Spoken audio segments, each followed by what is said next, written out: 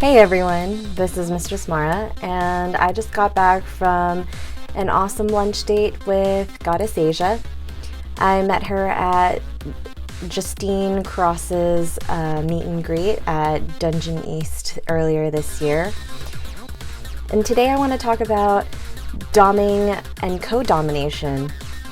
So a lot of people are finding that there's a lot of competition out there because there's a lot of women who want to be professional dominants, and there's a lot that you could find in the same city that you're in. However, I don't believe that women should be competing against each other. I believe that it's a pretty tight-knit group, especially if you get to know certain folks within the same circle. And so it really doesn't hurt to try to connect with them, not as competitors, but to network and actually collaborate.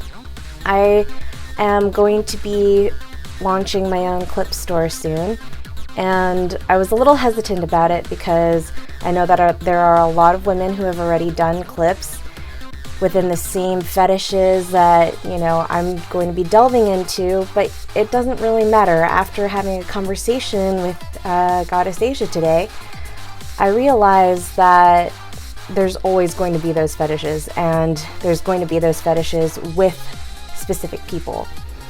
And I might do them in a certain way because my take on those fetishes may be different.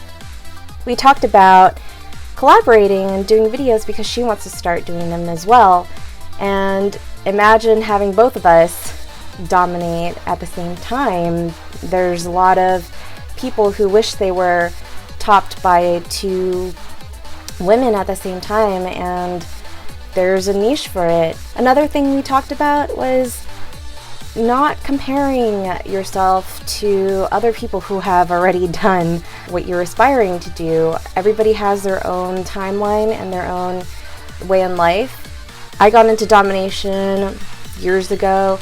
Some people just started and are doing way better than I am because they're pushing with their niche that they found early on. I am still trying to combine my previous artistic and photographic skills with BDSM, and so I'm trying to make my own little business with domination and art bridged together. But it's a learning process, and there's different things that I want to try, and it's going to be trial and error. So don't be afraid of doing that, especially if you're new. If you're not looking to dominate professionally, same thing applies. Don't be closed-minded and say, oh, well, that person's a dom, so I shouldn't associate myself with them. I only am looking for subs or for slaves or what have you. You should actually talk to them because there's things that they might be doing that you'd be interested in, but you'll never know unless you actually strike conversation. Also, maybe that dominant knows of a submissive or a slave that is looking for someone who is like you.